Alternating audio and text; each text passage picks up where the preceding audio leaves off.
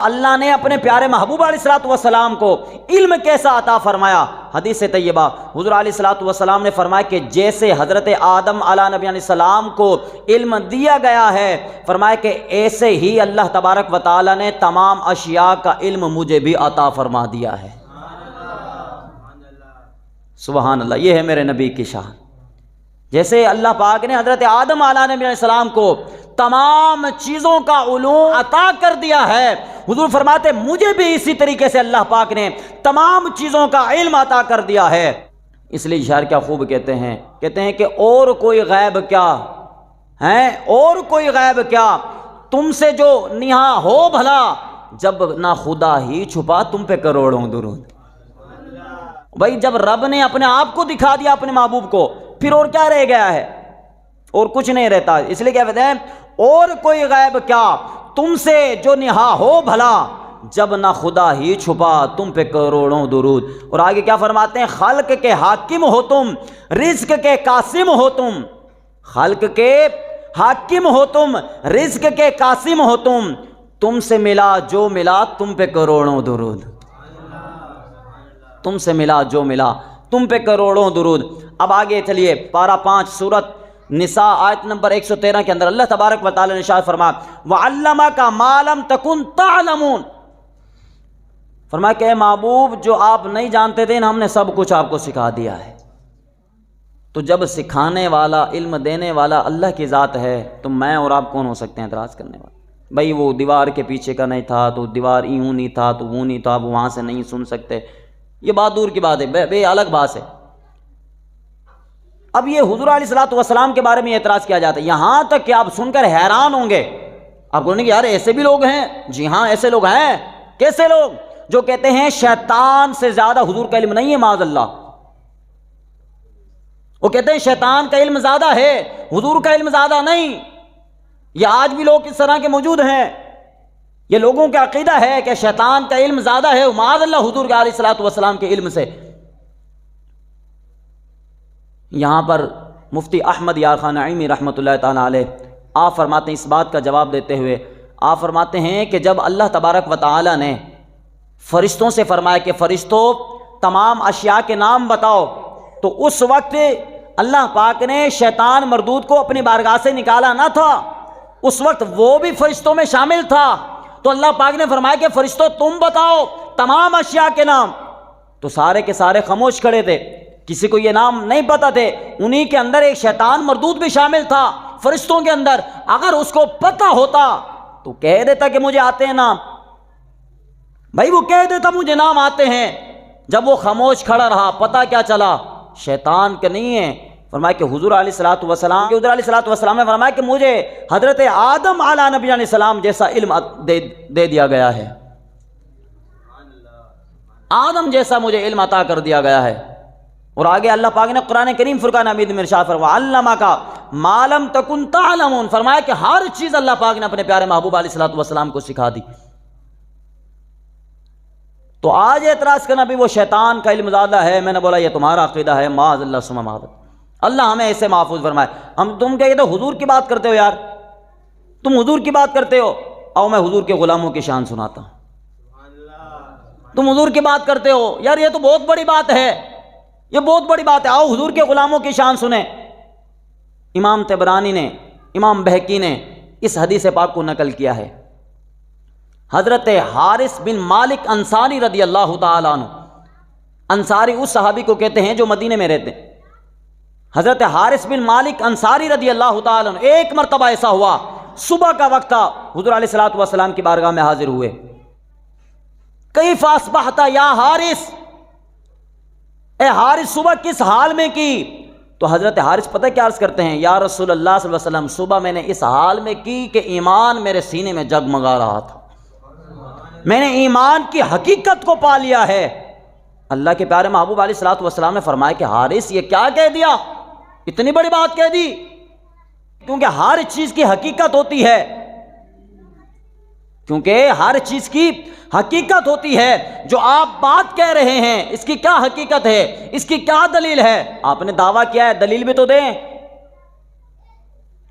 اب حضرت حارث بن مالک انصاری رضی اللہ تعالیٰ عنہ پتہ ہے کیا عرض کرتے ہیں؟ یا رسول اللہ صلی اللہ علیہ وسلم، جب سے اس سے محبت ہوئی ہے پھر رات کو نیند بھی نہیں آتی، عبادت میں لگا رہتا ہوں۔ جب سے اس سے محبت ہوئی ہے، جب سے اس سے محبت ہوئی ہے، یار کر کے تو دیکھیں، تنہائی میں اللہ اللہ کر کے تو دیکھیں۔ آپ دنیا والوں کو پکارتے ہیں، کبھی خدا کو تنہائی میں بیٹھ کر پکاریں، دیکھیں کتنا مزہ آتا ہے۔ تنہائی میں اپنے رب کو بیٹھ کر یاد کریں، پوری رات رب کی عبادت میں گزر جاتی ہے۔ اور آگے پتہ کیا فرماتے ہیں؟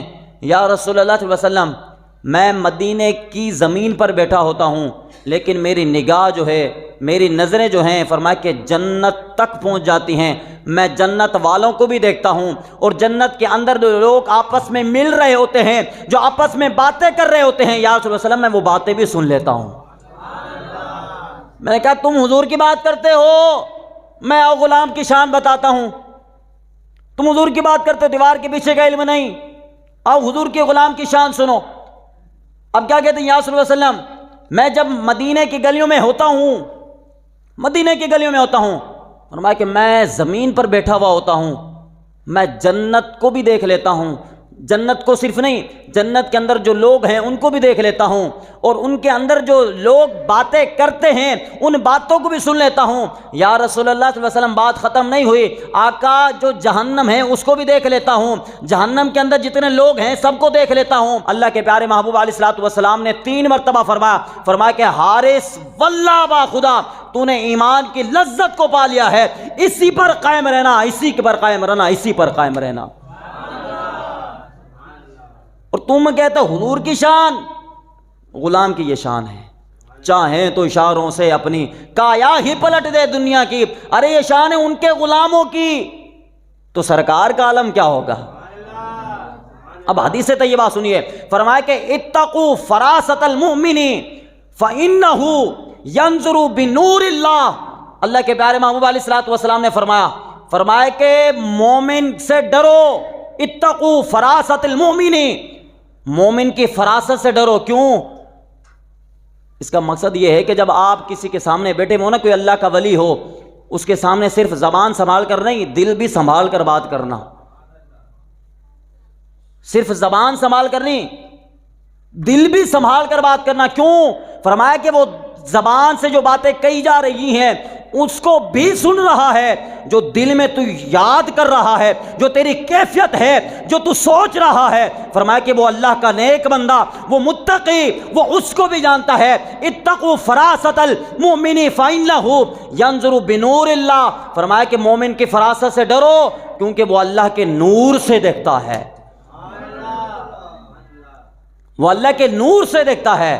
تو ہمارا عقیدہ کیا ہے؟ یہ ہے کہ بھئی غلاموں کی یہ شان ہے، تو پھر سرکار کا عالم کیا ہوگا؟ یہ ہمارا عقیدہ ہے الحمدللہ۔ اب ہمیں سکھایا بھی یہی جاتا ہے، ہمیں سکھایا بھی یہی جاتا ہے، اور آپ کو عقیدہ، آپ کا عقیدہ آپ کو مبارک۔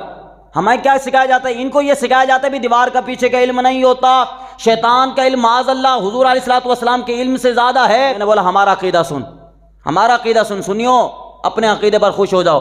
کہ لکھتے ہیں کہ جہاں بھی ہو وہیں سے دو صدا سرکار سنتے ہیں، جہاں بھی ہو وہیں سے دو صدا سرکار سنتے ہیں۔ صرف سامنے نہیں، سرے آئینہ سنتے ہیں، پسے دیوار سنتے ہیں، سرے آئینہ سنتے ہیں، پسے دیوار سنتے ہیں، اور کہتے ہیں نہیں سنتے ہیں۔